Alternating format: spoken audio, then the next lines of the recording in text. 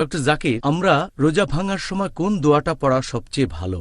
মানে কোনো দোয়া বা ঘোষণা বা প্রার্থনা রোজা ভাঙার সময় কি এমন কোনো দোয়া পড়তে পারি? মুসলিমরা অনেক রকম দোয়া পড়ে ইফতারের সময়, মুখে খাবার দেওয়ার আগে। আর রোজা ভাঙার জন্য যেসব দোয়াগুলো আছে তাদের বেশিরভাগই হচ্ছে জয়ীফ অথবা বাতিল অথবা মধু। আসল দোয়াটা যেটা দিয়ে রোজা ভাঙবেন সেটা আছে সুনান আবু দাউদে, খণ্ড নম্বর 2, বুক অব ফাস্টিং, হাদিস নাম্বার 2350। এখানে আমাদের নবী বলেছেন দোয়াটা হচ্ছে যাহাবা জামা ওয়াবতাল্লাতি রুকু ওয়াসাবাতাল আজর ইনশাআল্লাহ, যার মানে হচ্ছে আমার পিপাসা মিটে গেছে, আমার ধমনী আর্দ্র হয়েছে, আর পুরস্কারটা আমি অবশ্যই পাব যদি আল্লাহ চান। এখন এই দোয়াটা অনেকে পড়ে ইফতারের সময় খাবার মুখে দেওয়ার আগে। রোজা ভাঙার আগে এই দোয়া পড়ার তো কোনো মানেই হয় না। এই দোয়া আমরা পড়ব ইফতার বা রোজা ভাঙার পরে। রোজা ভাঙার সময় খাবার মুখে দেওয়ার আগে আপনি বলবেন বিসমিল্লাহ।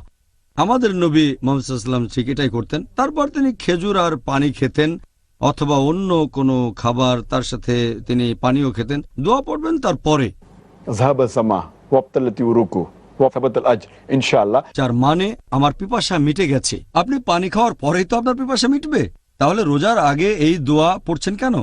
যখন আপনি রোজা ভাঙবেন, যখন খেজুর খাবেন, ফল খাবেন, অন্যান্য খাবার খাবেন, তারপর যখন পানি খাবেন তখন বলতে পারেন আমার পিপাসা মিটে গেছে, আমার ধমনী আর্দ্র হয়েছে, এবং পুরস্কারটা অবশ্যই পাবো ইনশাআল্লাহ। আর নবী সাল্লাল্লাহু আলাইহি সাল্লামের অনেক হাদিসে কথা বলা হয়েছে। তাহলে দোয়ার কথা যদি বলেন রোজা ভাঙার ঠিক আগ মুহূর্তে বলেন বিসমিল্লাহ, আর ইফতারের পর যখন পিপাসা মিটে যাবে তখন এই দোয়া পড়বেন। তবে আরও কিছু হাদিস উল্লেখ আছে ইবনে মাজাহ, খণ্ড নম্বর 3, হাদিস নাম্বার 1752। আমাদের নবী বলেছেন যে 3 ধরনের লোকের দোয়া কখনোই ফিরিয়ে দেওয়া হয় না, সবসময় কবুল করা হবে। এই 3 টাইপের প্রথম জন হচ্ছে একজন ভালো শাসক আর ভালো ইমাম। দ্বিতীয় জন হচ্ছে যে লোক রোজা থাকা অবস্থায় দোয়া করে, এবং একজন নিপীড়িতের দোয়া।